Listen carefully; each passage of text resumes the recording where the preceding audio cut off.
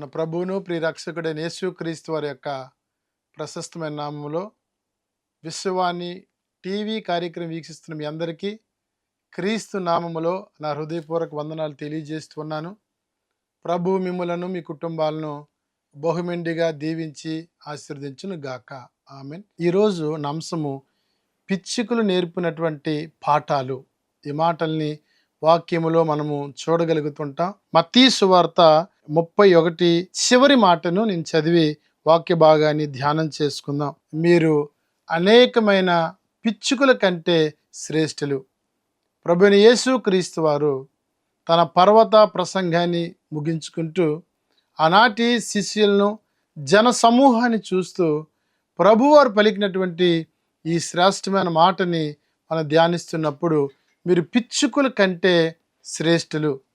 మానవులే కాదు, సర్వలోక సంరక్షకుడు పోషకుడైన ప్రభు అయిన యేసుక్రీస్తు వారు ఈ చిన్ని పిచ్చుకలను జ్ఞాపకం చేసుకుంటూ మనకు పాఠం నేర్పడము చూడగలుగుతూ ఉంటాం. పిచ్చుకల యొక్క స్వభావాన్ని గమనిస్తే అవి గంటకు 24 నుంచి 26 కిలోమీటర్లు ప్రయాణం చేయగలవు. చాలా చిన్నగా మనం చూస్తూ ఉంటాం. ఈ పిచ్చుకల్లో 4 నేను ప్రాముఖ్యమైన విషయాలు చెప్పటానికే ఇష్టపడుతూ ఉన్నాను. ఇవి విలువ లేనివి. ఈ మాటని మనం గమనించినట్లయితే ప్రభువైన యేసుక్రీస్తు వారు మానవాళికి ఏం బోధిస్తున్నారంటే, ఆయన మీరు వాటికంటే శ్రేష్ఠులు. మీ పరలోకపు తండ్రి పరమ పోషకుడు. మీరు ఏ విషయంలోనూ చింతించొద్దు, మీ ప్రభు మీద ఆధారపడండి. ఈ పిచ్చుకలు విలువ లేనివి. మత్తయి సువార్త 10వ అధ్యాయము మనం గమనించినప్పుడు 29లో ఒక మాట మనం చూడగలుగుతూ ఉంటాం. 2 పిచ్చుకలు కాసుకు అమ్మబడును గదా. 2 పిచ్చుకల యొక్క విలువ కేవలము ఒక కాసు అయితే, లూకా సువార్త 12వ అధ్యాయము 6వ వచనాన్ని మనం గమనించినప్పుడు 5 పిచ్చుకలు 2 కాసులకు అమ్మబడును గదా. 4 పిచ్చుకలు కొంటే ఒక పిచ్చుక ఫ్రీగా ఇచ్చేటట్లు మనం చూస్తూ ఉంటాం. ఇవి విలువలేనివి.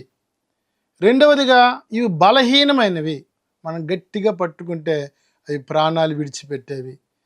వాక్యాన్ని మనము అర్థం చేసుకోగలిగితే మీరు పిచ్చుకల కంటే శ్రేష్ఠులు కారా.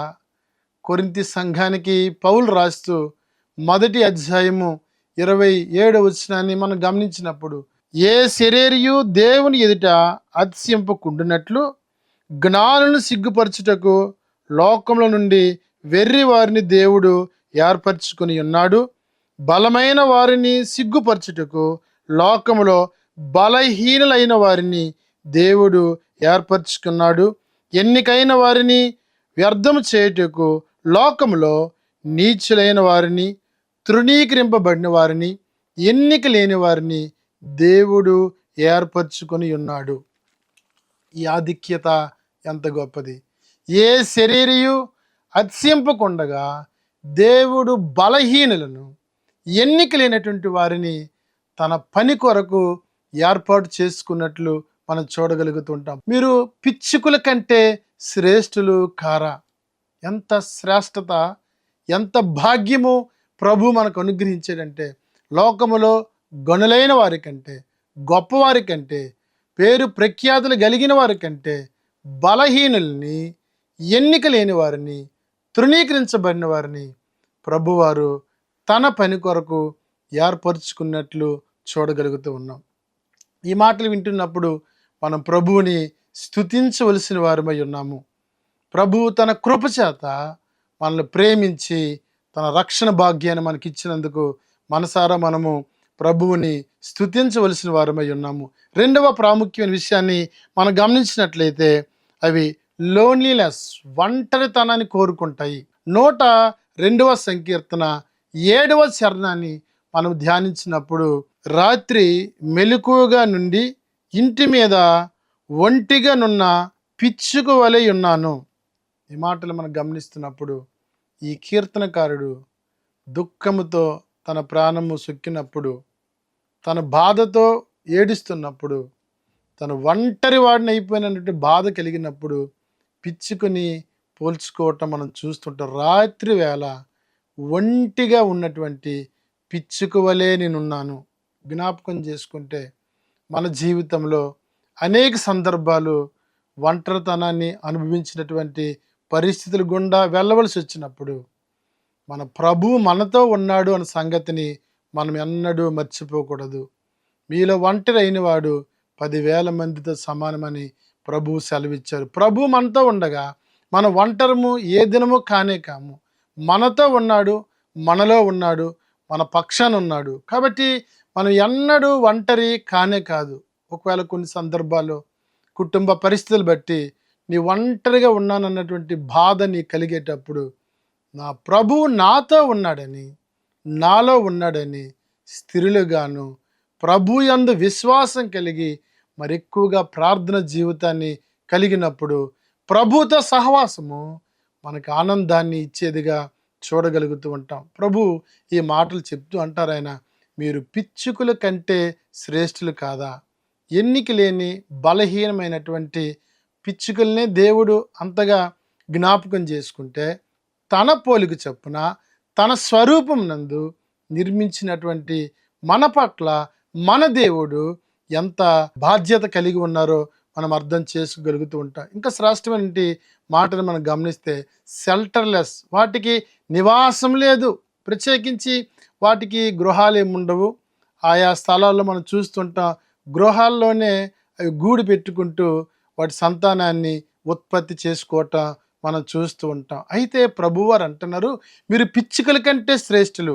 కోరాహు యొక్క కుమారులు వారు ఈ రీతిగా పిచ్చుకతో పోల్చుకుంటూ ఆ ఆశీర్వాదాన్ని తెలియచేయటం మనం చూడగలుగుతూ ఉంటాం. 84వ సంకీర్తన 3వ చరణాన్ని మనం గమనించినప్పుడు, సైన్యములకు అధిపతి యెహోవా, నా రాజా, నా దేవా, నీ బలిపీఠమునొద్దనే పిచ్చుకలకు నివాసము దొరికెను.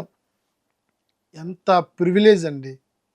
ఈ పిచ్చుకలకు నివాస స్థలము ఏది అంటే దేవుని యొక్క బలిపీఠము. బలిపీఠము దేనికి సాదృశ్యం అంటే, బలిపీఠము దగ్గర పాప క్రయధనముగా గొర్రెలను వధించేవారు. అనగా రక్తాన్ని చిందించినటువంటి స్థలము, మానవుల యొక్క పాపాన్ని శుద్ధి చేసినటువంటి స్థలము. అలాంటి స్థలములో వాటికి నివాస స్థలాన్ని దేవుడు ఏర్పాటు చేశాడు. కాబట్టే ప్రభువారు ఆ ప్రసంగంలో చెప్తున్నటువంటి శ్రేష్టమైనటువంటి భావము లేక ఉద్దేశము, మీరు దేని విషయంలోనూ చింతింపుకుడి, మీరు పిచ్చుకల కంటే శ్రేష్ఠులు కారా? ఇలోక సంబంధమైన భౌతికమైన విషయాలు చింతపడుతున్నామేమో, మన దేవుడు తన యందు విశ్వాసం ఉంచిన వారికి శ్రేష్టమైన ప్రతి ఈవి ధారాళంగా దయచేసిన దేవుడు. ఇక్కడ కోరాహు యొక్క కుమారులు అంటున్నారు, అయ్యా నీ పరిచర్య చేసే భాగ్యం మాకు ఇచ్చావు. నీ మందిర ఆవరణములో ఒక్క దినము గడుపుట 1000 దినముల కంటే శ్రేష్టము. అంత మాత్రమే కాదు, పిచ్చుకలకే నువ్వు నివాసాలను ఇచ్చిన దేవుడు మమ్ముని విడిచిపెడతావా? కోరాహు యొక్క తల్లిదండ్రులు భౌతికమైనటువంటి విషయాల్లో మోసే పైన తిరుగుబాటు చేశారు. సంఖ్యాకాండము 16వ అధ్యాయము మనం 14-15 వచనాలు గమనించినప్పుడు వారు మోసేతో అంటారు, నువ్వు మాకు ద్రాక్ష తోటలు ఇచ్చావా, మాకు స్వాస్థ్యం ఇచ్చావని మోసే పైన తిరుగుబాటు చేసినట్లు మనం చూస్తూ ఉంటాం. భూమి నోరు తెరిచి 258 మందిని మృంగి వేసినట్లు చూడగలుగుతుంటాం. భౌతికమైనటువంటి ఈ లోక సంపద విషయంలో కోరాహు యొక్క తండ్రి వారు తిరుగుబాటు చేసి నష్టాన్ని తెచ్చుకుంటే, పిల్లలు ప్రభునందు విశ్వాసం ఉంచి ఎలా మాట్లాడుతున్నారు, అయ్యా బలిపీఠం యొద్ద నువ్వు పిచ్చుకలకు నివాసస్థలం ఇచ్చిన దేవుడు, మాకేమున్నా లేకపోయినా నీ మందిర సేవ చేసే భాగ్యం ఇచ్చావు, అది మాకు చాలయ్యని చెప్పి సంతోషాన్ని వ్యక్తపరచడం చూడగలుగుతూ ఉంటాం. ఈ మాటల్ని మనం ధ్యానిస్తున్నప్పుడు ప్రభునందు ప్రియులారా, ఈరోజు విశ్వాని మిషనరీ పరిచయం బట్టి ప్రభుని నేను ఎంతగానో స్తుతిస్తూ ఉన్నాను. మారుమూల గ్రామాల్లో మిషనరీస్ శ్రమించి కష్టపడి పరిచయం చేస్తున్నటువంటి ఈ రోజుల్లో మిషనరీస్ నివాసం ఉండటానికి కనీసం వసతి లేని రోజులండి. దేవుడు మంచి మందిరాలు ఇచ్చారు, దేవునికి స్తోత్రం. అయితే మిషనరీ ఆ స్థలంలో నివాసం ఉండటానికి పాస్టర్నేజ్ చాలా అవసరము. ఎన్నో చోట్ల అద్దె గృహాలు దొరకట్లేదు. 5 నుంచి 8 కిలోమీటర్లు నడుచుకుంటూ వెళ్ళి వారు సువార్తను ప్రకటించి మరలా వారు ఉన్నటువంటి స్థలానికి రావలసినటువంటి పరిస్థితి. ఒకవేళ దేవుని యొక్క సేవకునికి ఒక గృహాన్ని మనము కట్టించి ఇవ్వగలిగితే ఆ గ్రామం అంతా ప్రభు దగ్గరికి రావడానికి అవకాశం ఉంటుంది. ఎందుకంటే పాస్టర్ గారు గ్రామంలో ఉండటం ద్వారా ఎవరికి ఏ సమస్య వచ్చినా పాస్టర్ గారు చేరువుగా ఉండి వారికి సువార్తను ప్రకటించి ప్రార్థించడానికి అవకాశాలు ఇచ్చే దేవుడు. 7-8 కిలోమీటర్లు ప్రయాణం చేస్తున్నటువంటి మన దైవ సేవకులు మనం చూసేటప్పుడు వారి కొరకు మన సమర్పణ కలిగి ముందుకు వచ్చినట్లయితే మనకి పరలోకములో గొప్ప నివాస స్థలం ఉన్నది. కోరాహు తన కుమారులు రాస్తున్న మాట ఎంత ఔన్నత్యం కలిగిందంటే, మా పూర్వీకులు భౌతికమైన వాటి మీద మనసు పెట్టుకున్నారు, మా పూర్వీకులు వాటి కొరకు మోసేపై తిరుగుబాటు చేశారు, అయితే మాకైతే నీ దేవాలయంలో పనిచేసే భాగ్యం దొరికింది. ప్రభువా నీకు వందనాలని చెప్పి కోరాహు పిల్లలు మనసారా దేవుని స్తుతించినట్లు చూడగలుగుతూ ఉన్నాం. పిచ్చుకలు శ్రేష్టమైనవి అని చెప్పటానికి బలిపీఠం యొద్ద వాటికి నివాస స్థలము దొరకడమే. 84వ సంకీర్తన 3వ చరణాన్ని మరొకసారి మనం జ్ఞాపకం చేసుకుందాం. సైన్యములకు అధిపతి యెహోవా నా రాజా నా దేవా, నీ బలిపీఠం యొద్దనే పిచ్చుకలకు నివాసము దొరికెను. అంత ఆనందదాయకమైన మాట. వారు కంపేర్ చేసుకుంటున్నారు, పోల్చుకుంటున్నారు. ప్రభువా నీ మందిర ఆవరణలు గడిపే భాగ్యం మాకు ఇచ్చావు.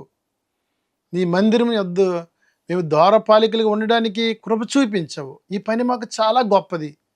పిచ్చుకల్ని జ్ఞాపకం చేసుకున్న దేవుడు మమ్మల్ని జ్ఞాపకం చేసుకున్నావు. పిచ్చుకలు శ్రేష్టమైనవని చెప్పటానికి దేవుని బలిపీఠం యొద్ద నివసించటమే. ఈరోజు ఈ శ్రేష్టత, ఈ ఆశీర్వాదం మనం పొందుకోవాలి అంటే కోరాహు కుమార్ లాంటి తగ్గింపు జీవితాన్ని మనం కలిగి ఉండాలి. ఈ లోకంలో మనం జీవించినంత కాలము ప్రభు కొరకే జీవించే అనుభవాన్ని కలిగి ఉండాలి. విశ్వాన్ని పరిచర్ని బట్టి ప్రభువుని స్తుతిస్తూ ఉన్నాను. ఇలాంటి మారుమూల గ్రామాలకి వెళ్ళి షెల్టర్ లేక ఒంటరిగా ఉండి దేవుని పనిలో ఎన్నో ఇబ్బందులు పడుతూ సువార్తని ప్రకటిస్తున్న మిషనరీస్ని ఒక్కసారి జ్ఞాపకం చేసుకుందాం. ఒక గ్రామంలో మిషనరీ సంపూర్తి సేవను జరిగించడానికి కేవలము 4,000 రూపాయలు. ప్రభు మిమ్మల్ని ప్రేరేపిస్తే ఈ శ్రేష్టమైనటువంటి పరిచర్యలో మీ వంతు భాగము చాలా అవసరము. అలా మనం సహకరించినప్పుడు పరలోకంలో దేవుడు మనకి గృహాన్ని సిద్ధము చేసే దేవుడు. ఈ గొప్ప ఆధిక్యతను, ఈ గొప్ప భాగ్యాన్ని మనం పొందుకోవాలంటే ప్రభు యొక్క మాటకు లోబడాలి. మీరు దేని విషయంలో చింతించవద్దు, మీ చింత యావత్తు నా మీద వేయండి. ఈ మాటలు మనం గమనిద్దాం. ప్రభువు కొరకు మనము దాతృత్వాన్ని కలిగి ఉందాం. వెళ్ళే మిషనరీస్ కొరకు గుప్పెలు విప్పిద్దాం. కొండల్లో లోయల్లో పరిచయం చేస్తున్నటువంటి దైవజనుల యొక్క అవసరతను తెలుసుకొని మనంతగా మనం సహాయం చేసినట్లయితే ఈ శ్రేష్టతను మనం సంతరించుకుంటాం, ఆశీర్వాదానికి వారసులం అవుతాం. అట్టి కృప పరిశుద్ధాత్మ దేవుడు మనకు ధారాళంగా దయచేయును గాక. ఆమేన్. ప్రార్థన చేసుకుందామండి. పరిశుద్ధమైన తండ్రి, జీవం కలిగిన యేసు నీకు వందనాలైనా తండ్రి. అల్పమైన, బలహీనమైన, విలువ లేని, ఒంటరైనటువంటి తండ్రి, మరి నివాస యోగ్యము లేనటువంటి పిచ్చుకల్ని మీరు జ్ఞాపకం చేసుకున్న దేవుడు అయ్యా.